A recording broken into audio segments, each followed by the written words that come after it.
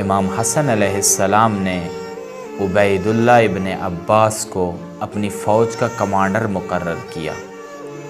یہ فوج کا سالار نڈر انسان تھا، اور امام علیہ السلام نے ایک فوج ان کے حوالے کی، ایک لشکر ان کے حوالے کیا اور فرمایا کہ جاؤ اور شامی لشکر کے مقابلے میں ان کا مقابلہ کرو اور ان سے جنگ کے لیے تیار ہو جاؤ۔ جب یہ لشکر پہنچا شامی لشکر سے مقابلے کے لیے، تو دوسری جانب سے دشمن نے ایک تدبیر چلی، دشمن نے سیاست چلی، دشمن نے منصوبہ بنایا۔ وہ کیا منصوبہ تھا؟ منصوبہ یہ تھا کہ ایک وفد تیار ہوا اور آ کر عبیداللہ ابن عباس سے ملا، اس لشکر کے سالار سے ملا، اور کیا کہتا ہے؟ کہتا ہے کہ تم امام حسن مجتبیٰ علیہ السلام کا ساتھ چھوڑ دو، ان کے ساتھ خیانت کرو اور ہمارے ساتھ مل جاؤ، ہم تمہیں 3 قسم کی پیشکش دیتے ہیں، ہم تمہارے ساتھ 3 چیزوں کا وعدہ کرتے ہیں اور وہ چیزیں ہم تمہیں عطا کریں گے۔ روایات میں لکھا ہے کہ یہ وفد جب آیا تو اپنے ساتھ ہزاروں اشرفیاں لایا، دینار لایا، اور آ کر عبیداللہ ابن عباس کو پیش کیے اور کہا کہ یہ ہزاروں دینار اپنے پاس رکھیں اور اس کے بعد اور بھی عطا کر دیے جائیں گے۔ یہ پہلی پیشکش جو دشمن کی طرف سے ایک منصوبے کے تحت عبیداللہ ابن عباس کو پیش کی گئی، اور اس کے بعد دوسری پیشکش کیا کہا گیا؟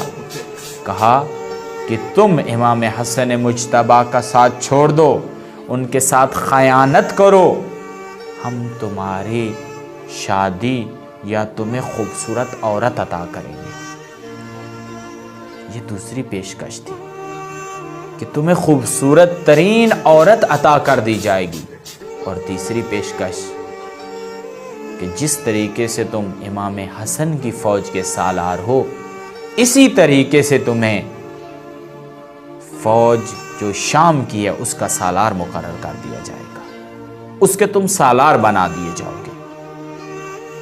اور پھر لالچ یہ دیا ساتھ کہ وہ عظیم فوج ہے، وہ بڑی فوج ہے، اور تم اس فوج کے سالار بن جاؤ گے۔ یہ 3 لالچ عبیداللہ ابن عباس کو دیے گئے۔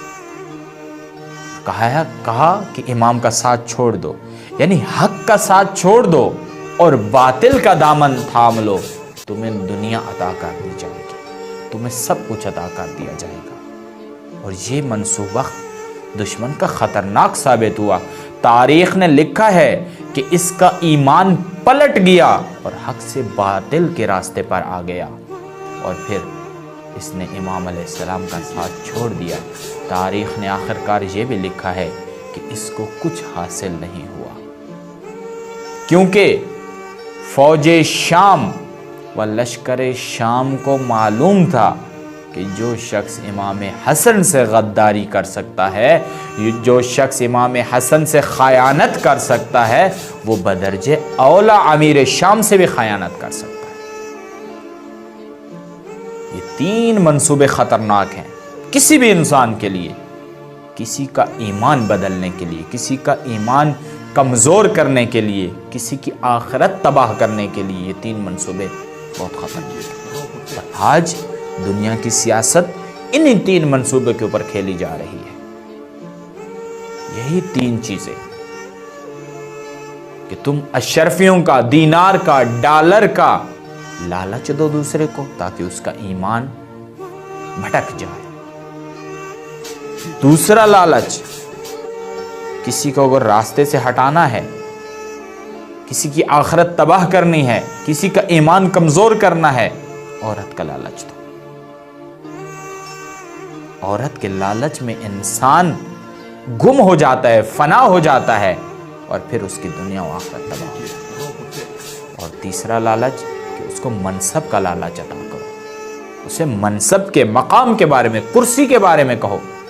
اور یہی 3 چیزیں آج ہو رہی ہیں۔ لوگوں کو دینار خراب کر رہے ہیں، ڈالر خراب کر رہے ہیں۔ عورت کا لالچ انسان کو کمزور کر رہا ہے، اور تیسرا لالچ منصب کا لالچ، مقام کا لالچ، کرسی کا لالچ، شہرت کا لالچ، یہ تین لالچ جو منصوبہ بنایا گیا دشمن کی جانب سے، آج تک اسی پہ کام ہو رہا ہے۔ انسان کو اس جانب توجہ کرنی چاہیے کہ اپنے ایمان کو بچانے کے لیے کبھی بھی اس جانب رجوع نہیں کرنا۔